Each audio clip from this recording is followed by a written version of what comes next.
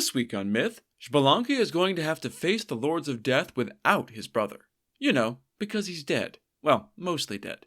You'll learn that decapitated heads make good balls, that it's easy to confuse a skull ball with a rabbit, and that the best way to win a ball game is to destroy the ball.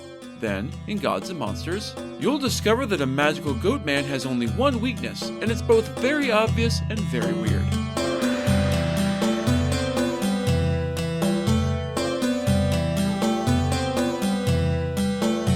This is the Myth Your Teacher Hated podcast, where I tell the stories of cultures from around the world in all of their original, bloody, uncensored glory. Modern tellings of these stories have become dry and dusty, but I'll be trying to breathe new life into them. This is episode 151E, Power Play. As always, this episode is not safe for work. This is the fifth part of the Mayan story of the hero twins. When we last left the story, twin brothers Hunhunapu and Vucubhunapu, one hunter and seven hunter, had annoyed the lords of Xibalba, the gods of death, with their constant ball playing. Thus, the two mortal men were summoned by the lords of Xibalba to a fatal game of Pak to Pak, a traditional Mayan ball game. The severed head of the dead Hunhunapu managed to spit on the hand of Lady Blood, herself a lord of the underworld, and get her pregnant. She escaped to the surface and gave birth to twins, taking them to live with their grandmother after completing an impossible task to prove her claim. The infant twins, Hunnapu and Xbalanque, were tormented by their older half-brothers, who tried to murder them as infants and bullied them as they got older. The younger twins got the last laugh by turning their tormentors into monkeys and tricking their grandmother into driving them away from human civilization. They tried their hand at farming, by which I mean they used magical tools to do all the actual hard work of farming for them, but their attempts were foiled by the local wildlife. They trapped a rat who was part of the scheme against them and forced it to talk. The terrified rodent revealed the existence of the hidden Pak to Pak equipment left by Hunhunapu and Vucubhunapu back in episode 151A. Using trickery and the help of their new buddy the rat, Hunnapu and Xbalanque recovered the hidden ball gear and began to play. This of course annoyed Hunkame and Vucubkame almost immediately, and the lords of Xibalba sent another summons to a ball game in the underworld. The twins each left an unripe maize ear planted inside the house to let their mother and grandmother know if they lived or died before beginning their own descent into the underworld like their fathers before them. The twins made it safely to Xibalba and avoided the pitfalls that had doomed their fathers. Thus, they actually had the chance to play Pak to Pak with Hunkame and Vucubkame. After a little attempted cheating/murder, it turned out that the death gods were actually serious ballers. The Xibalbans won the first game, but Hunnapu and Xbalanque managed to squeak out a tie on every subsequent game. Each night, after a long day of playing ball, the twins would retire to a new chamber of horrors to sleep, but managed to outwit the death trap in each one. That is, until the night they slept in the House of Bats. Camazotz, the death bat god, decapitated a very surprised Hunnapu, leaving Xbalanque alone in the underworld. Camazotz's death dive had been so silent that it took Xbalanque a minute to realize that his brother was dead. Only when his brother didn't answer his desperate questions did he realize what had happened. Outside in the royal court of Xibalba, Hunkame and Vucubkame were celebrating.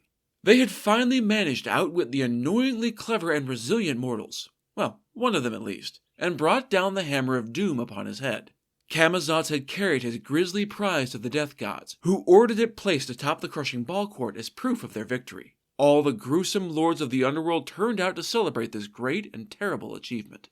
He might be alone in incredibly hostile territory, but Xbalanque wasn't one to simply give up and accept his inevitable defeat. He summoned all of the animals that had come out in episode 151C to undo their magical work at clearing the maize fields to come to Xibalba, and they answered. It was still very early in the morning, before the sun had risen, so only the palest of false dawn light was in the sky. "Thank you all for coming. I need you to go and bring me back the food that belongs to your kind." As we established before, the animals have some secret knowledge of the great destiny of Xbalanque and the dead Hunnapu, so they readily agreed to this request. They each brought back the food their species likes to eat. As you might guess, a lot of this doesn't qualify as food in the human sense. Some brought back rotting carcasses, some brought back freshly cut leaves, some brought back stones and dirt, but many did in fact bring back recognizable fruits and vegetables. Last of all came the coati, bringing a chilacayote squash, also known as the fig leaf gourd.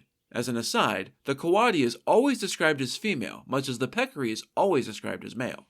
In part, this is because these two animals are associated with the grandmother and grandfather deities. Coati came rolling the squash along with her nose, making Xbalanque smile. It wasn't that he was particularly hungry. He had a clever scheme percolating in his brain. Taking the squash, he began to carve and shape it into the semblance of a human head.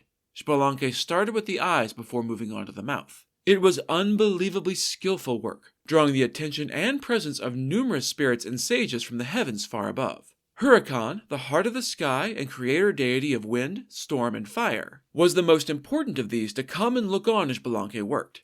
He carved as fast as he possibly could, which was superhumanly fast, but it still wasn't enough. As the sky began to redden with the coming dawn, only part of the head was finished. It was already starting to look like the missing head of dead Hunahpu, and its cunningly fashioned tongue even had the ability to speak, but it wasn't done. Xbalanque called over the possum, who is associated with old age because of his gray coat, awkward rolling gait, and mismatched teeth. "Blacken the sky with soot, old man possum." Grandfather and possum nodded and did so. The light of the rising sun was snuffed out, and the world fell back into night.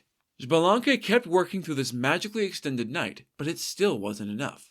Hey, carving a magical decapitated squash head is complex work. 4 times the sun tried to rise, and 4 times Grandfather Possum darkened it once more. Finally, the fake head was done. It looked exactly like Hunahpu, which had to be a bit disturbing.